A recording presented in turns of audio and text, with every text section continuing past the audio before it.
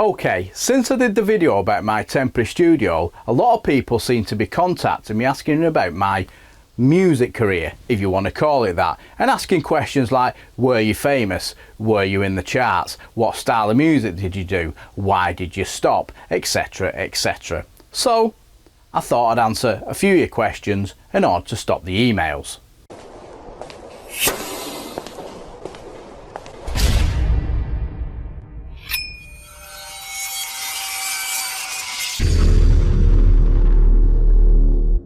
So the first question, was I famous? Well, the short answer to that is no. Famous to me are people like George Michael, Michael Jackson, Queen, etc, etc. However, did I have some success in the music business? Well, yeah, just a little bit.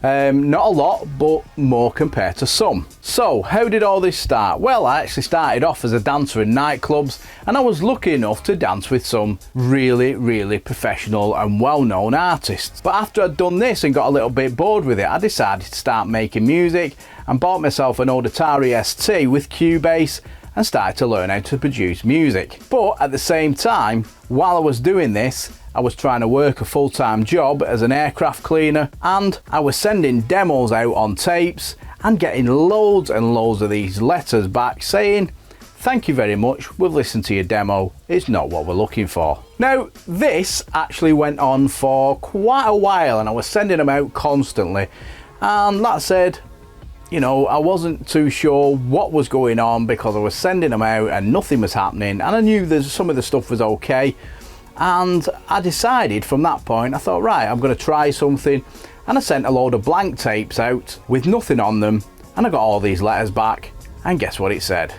Thanks very much, we've listened to your tape, it's not what we're after at this moment in time. So basically what that meant was they weren't actually listening to people's demos who were being sent in. So people like Sony, Universal Music, etc. shame on you for not listening to people's demos. So I was a little bit pissed off, and at this point I had a baby on the way and I needed some extra cash. Even though I was working a full-time job, I started to DJ on the weekends, and it was DJing at private functions, so it was stuff like weddings, parties, etc. And this helped me pay the bills and obviously help pay for baby clothes and nappies, etc. At the same time, other bedroom DJs were calling me a sellout and told me that I needed to be keeping it real and they would only DJ in clubs and raves. Well, that's never going to happen, not in a month of Sundays. And those DJs continued playing in bedrooms, etc. and they were always skint, and yet I was out every weekend making money and DJing, gaining experience, etc, etc. But unknown to a lot of people, I was actually starting to teach myself how to DJ properly, so I was learning how to mix, beat juggle, scratch, etc, etc.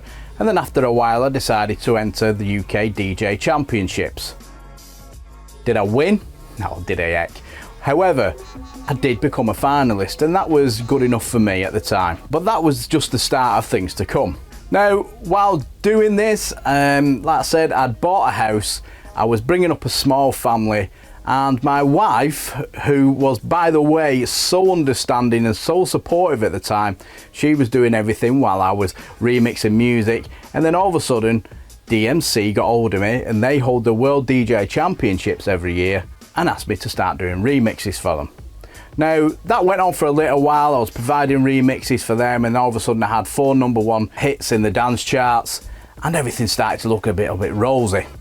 And then with that under my belt, I managed to get a radio show in a local station here in Manchester, and then all of a sudden I started producing stuff, and I met another DJ on the radio who was also doing the same thing. Now, at that point, he was nothing more than like a bedroom DJ. He hadn't really DJed in any clubs, he hadn't produced any music properly. He'd done everything in his bedroom, had a little show on the station, and we got talking and everything started from there. Now, we became friends very fast because the music that we liked was very similar.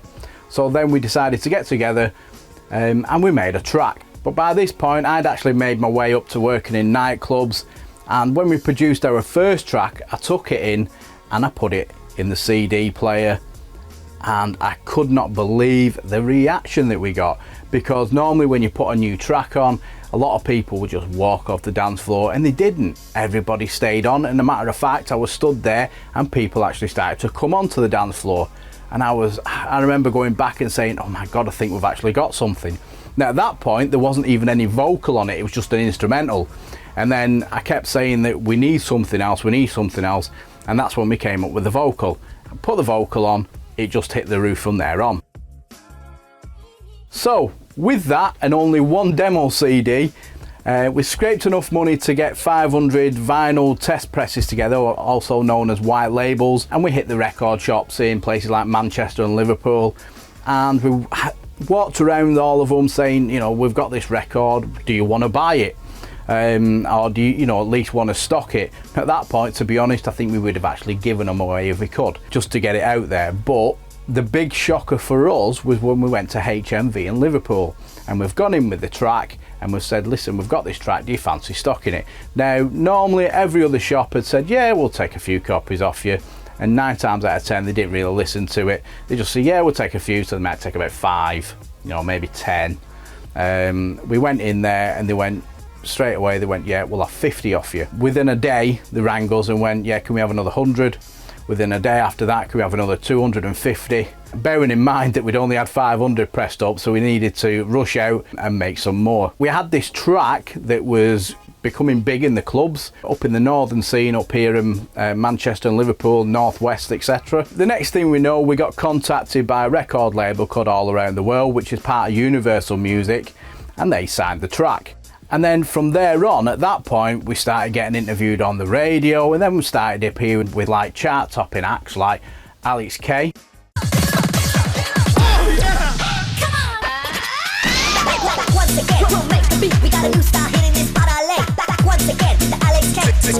Karen Danzin.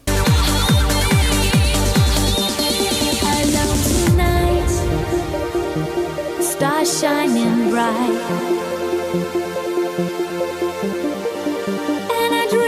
You're beside me. Flip and Phil. Up and away, where the music is my fantasy.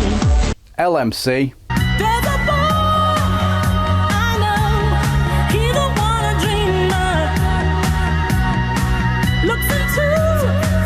And a lot more. And then we started remixing under different names, etc. And then from that we actually opened a record shop and actually opened a record label as well.